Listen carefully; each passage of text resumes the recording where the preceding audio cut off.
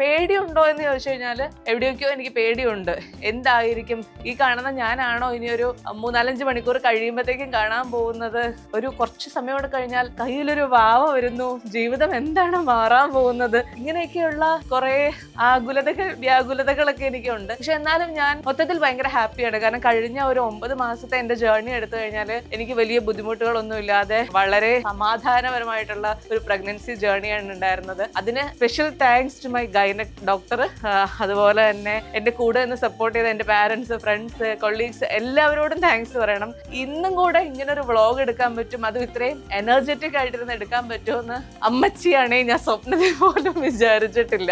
അപ്പൊ ഞാൻ വിചാരിച്ചു ഈ വ്ളോഗ് എടുക്കുമ്പോൾ നമ്മൾ ഈ ഒരു റൂമും കൂടെ ഒന്ന് കാണിച്ചേക്കാം നിങ്ങളെ. അതായത് നമുക്ക് എപ്പോഴും സെക്ഷന് പോകുന്നു, ഓപ്പറേഷന് കയറ്റുന്നു, ഭയങ്കര ഭീകരമായിട്ടുള്ള അന്തരീക്ഷമാണ്, ഇങ്ങനെയൊക്കെയുള്ള ഒരു ചിന്തയായിരിക്കുമല്ലോ നമുക്ക് പലപ്പോഴും ഉണ്ടാവുക. അപ്പൊ നിങ്ങളെ ഈ റൂം ഒന്ന് കാണിക്കാം. ഇത് ഇത്ര വളരെ ഒരു റിസോർട്ടിൽ സ്റ്റേക്കേഷന് പോയി കഴിഞ്ഞാൽ എങ്ങനെ ഉണ്ടാകും അതുപോലത്തെ ഒരു അറ്റ്മോസ്ഫിയർ തരുന്ന ഒരു ഹോസ്പിറ്റൽ റൂമാണിത്. അപ്പൊ നമുക്കിതൊന്ന് മൊത്തമായിട്ട് കണ്ടാലോ? ബാ, ഞാൻ ഇറങ്ങാം.